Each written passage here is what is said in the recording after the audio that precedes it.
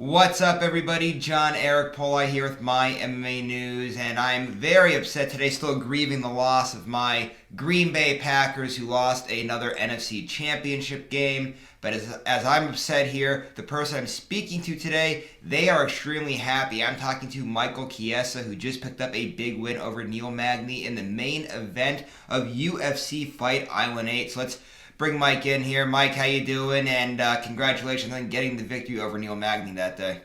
Thank you, man. It's been good. It feels good to be back in Washington, and just happy I got my hand raised, man. Neil's a gamer. He's a tough opponent, and the winner of this fight moves on to some bigger matchups down the line. So feel very blessed and thankful for how things panned out for me. Yeah, it definitely was a nice win for you as you're now 4-0 in the welterweight division. And before we get into, I guess, the X's and O's of the fight, let's just bring up the fact that this was your first fight, I believe, in exactly 1 year to the date. So you had a whole year off of competition. Just tell everybody what it was like for you, just the emotions of going through fight week and just the build up to the competition, because I'm sure you missed that whole entire experience.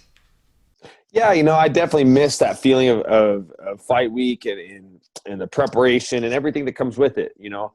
I love competing, man. Competition runs through my blood. It's in my family.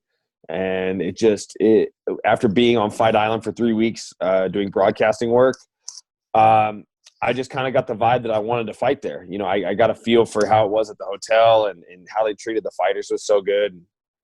And it just felt like it was a good place for me to step back in the octagon and compete. And, I was right. So it just felt good to get back in there, get back out there, compete, and continue my win streak, man. First 4-fight win streak in the UFC. I'm very proud of that stat. So, it was good.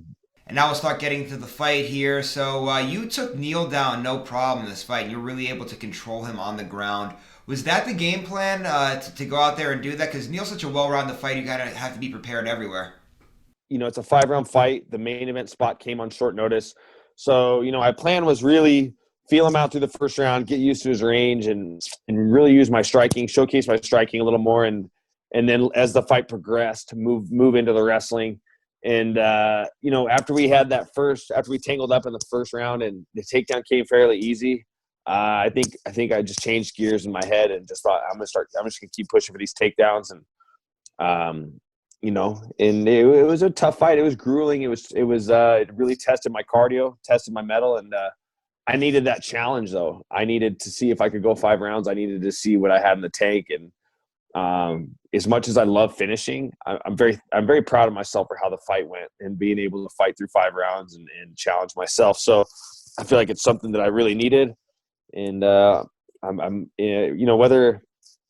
I won or lost, if I had went the distance, I would have been proud of myself no matter what. Just to know that I went 25 minutes. Most fights in a casual person's life last about 25 seconds. So to be able to say I fought a guy for a half hour, I'm pretty proud of that. And would you say that this went all according to plan here with this fight with Neil? Is this how you envisioned it in your head, that this was going to go down exactly the way how it did? My coaches were pretty confident that if I got him down, it'd be fairly easy for me to keep him down. But I build guys up in my head in a good way. I don't like to be desensitized. I like to feel like there's a very big threat against who I'm fighting. So I didn't expect to be able to keep him down like that, but my coaches did. But he's tough, man. He's a durable, tough guy, and he was able to scramble with me a little bit, but I was able to stay a step ahead. I think where I give a lot of guys problems in the grappling is I grapple like a short 55er. You know what I mean? I can scramble. I can do things that most tall guys can't, and I can do it at a high pace. So, I feel like my style is going to give a lot of guys a lot of problems. You know what I mean? We have good jiu-jitsu guys in the division, Gilbert Burns. We've got good wrestlers like Kamaru Usman and Colby Covington. But I'm a blend between the two. I bring something different to the table, and I feel like I'm going to give a lot of these guys problems now. And now we'll move to the post-fight where you had an epic call-out on Colby Covington. You even brought the election into it.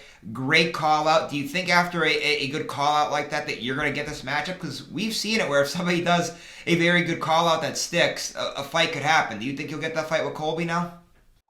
We'll see. I think it depends on what's going on with him and Jorge Masvidal. You got to shoot your shot in this sport. That's just how this works, man. And I'm not here to be second best. I know that if I want to be a champion, I got to fight the best guys. And, he's ranked number 2 in the world. And, he's the best available guy. When I say available, that fight's not booked, and if the fight gets booked, good for them. You know what I mean? It'll be a huge fight, and I'll definitely be watching. So there's no shortage of big matchups coming up in the welterweight division. I'll be watching closely. I'm not fighting any sooner than July.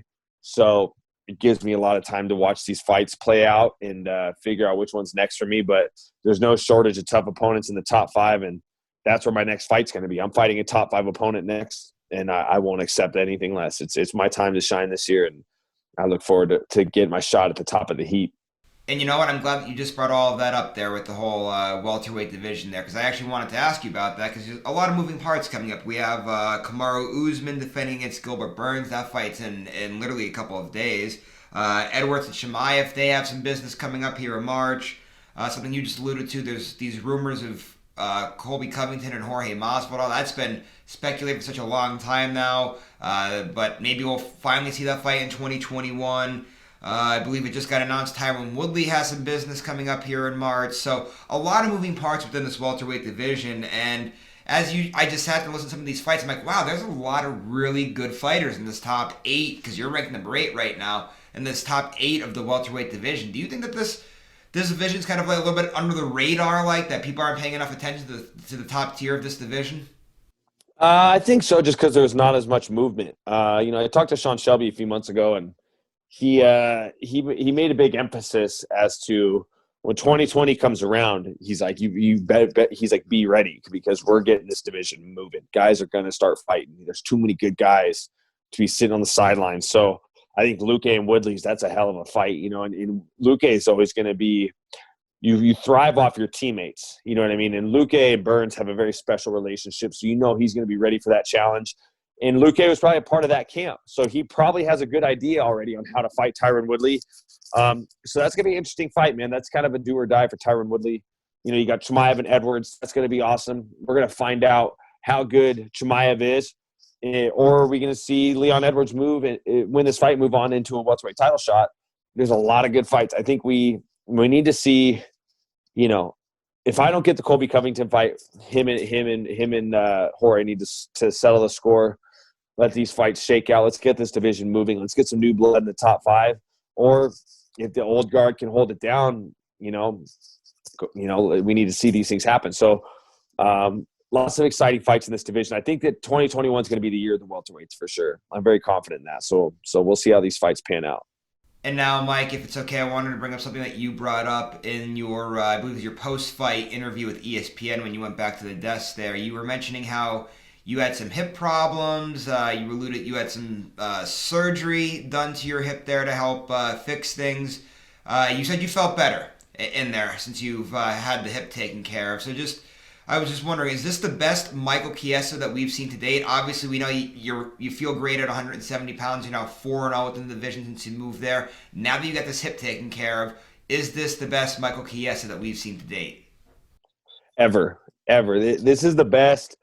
Even if the people weren't saying that this is the best version of myself that we've seen, I would say it's the best I've felt. You know what I mean? And I'm able to have these. I like to train hard, man. I like long training camps. I like to push myself. I'm a workhorse, and the workload I'm able to sustain now it's really good, So it's nice that I got that surgery done and over with. My leg feels great.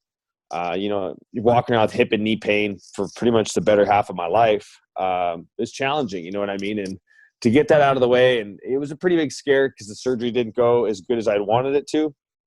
But just to feel very structurally sound going through my training camp and getting done with the fight, man, it's a different feeling for me. So I feel like the best is yet to come. I haven't even shown, everybody knows I can grapple, but I haven't shown my full arsenal of mixed martial arts tools that I have in the bag. So, I'm really looking forward to my next fight and being able to show what I'm truly capable of and stake my claim as becoming a champion. I really feel like I could end this year as number 1 contender. So, it's time for me to put my best foot forward and win this next fight for sure.